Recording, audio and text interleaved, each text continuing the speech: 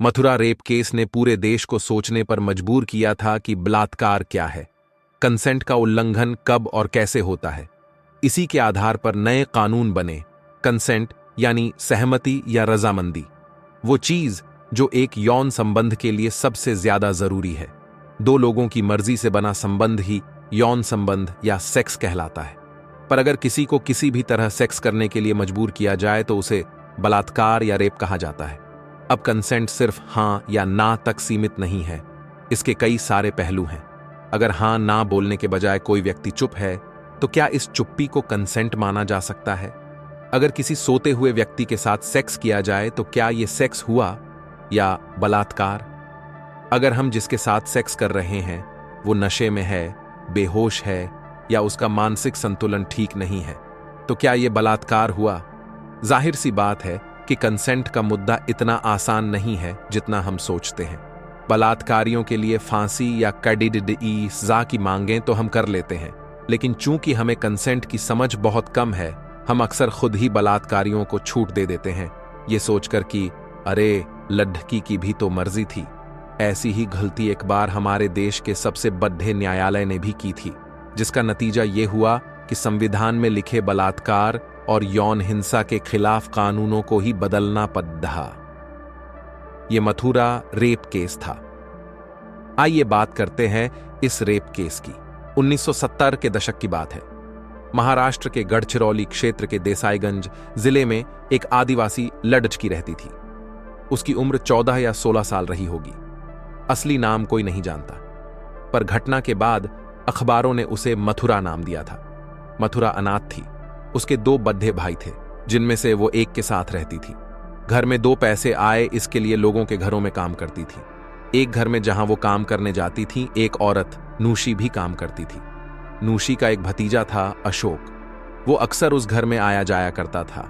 मथुरा और अशोक की मुलाकात होती रहती थी और वो अच्छे दोस्त बन गए। धीरे धीरे वो एक दूसरे से प्यार करने लगे और मथुरा ने अशोक को शादी के लिए हां कह दिया। नूशी को भी ये रिश्ता मंजूर था और वो मथुरा को अपनी बहू मानने लगी। मथुरा और अशोक के रिश्ते के बारे में पूरे गांव को पता चल गया, मथुरा के भाइयों को भी। मथुरा के भाइयों को ये रिश्ता बिल्कुल मंजूर नहीं था। उन्होंने पुलिस में अशोक के खिलाफ शिकायत की कि उसने मथुरा को अगवा करके रखा था और उससे वेश्यावृत्ति करवा रहा था। 26 मार्च 1972 को पुलिस ने मथुरा, अशोक और उनके परिवार वालों को थाने में बुलाया। सबसे पूछताछ करने के बाद पुलिस ने बाकी सबको घर भेज दिया, पर मथुरा को रोक कर रखा, ये कहते हुए कि थोड़े और सवाल करने हैं। रात के 10:30 बज रहे थे।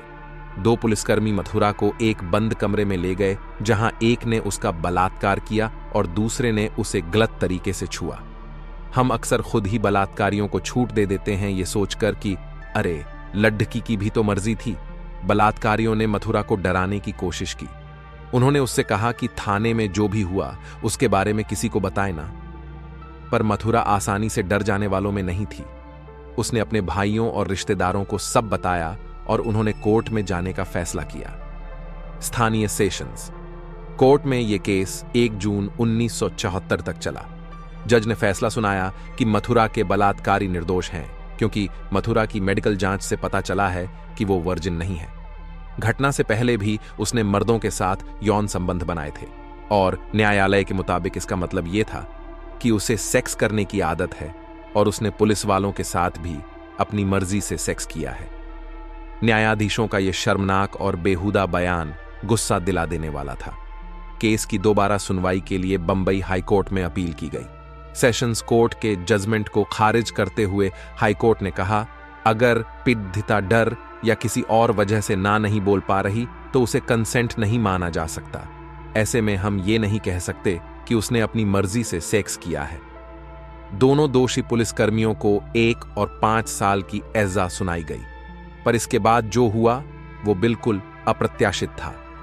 साल 1969 के सितंबर में सुप्रीम कोर्ट ने फिर ये केस खोला।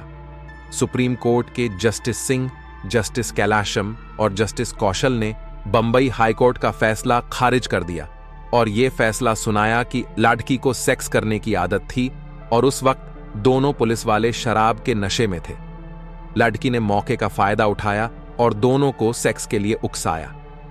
अपने प्रेमी के सामने मासूम बनने का नाटक करने के लिए ही उसने उन बेगुनाहों पर रेप का इल्जाम लगाया। देश भर में तहलका मच गया।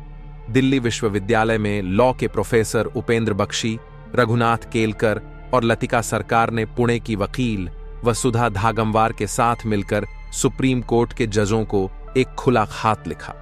खात में उन्होंने इस फैसले की कठोर निंदा की और कोर्ट से आग्रह किया कि इसे वापस ले लिया जाए। इसी दौरान इस फैसले के खिलाफ देश भर में कई महिला संगठन तैयार हो गए, जिनमें से एक था फोरम अगेंस्ट रेप, जिसका नाम बाद में forum against operation on women FAOW पर डीडीहा। मथुरा रेप केस ने पूरे देश को सोचने पर मजबूर किया था कि बलात्कार क्या है, कंसेंट का उल्लंघन कब और कैसे होता है। इसी के आधार पर नए कानून बने ताकि बलात्कार की पीड़िताओं की सुरक्षा बेहतर तरीके से की जा सके।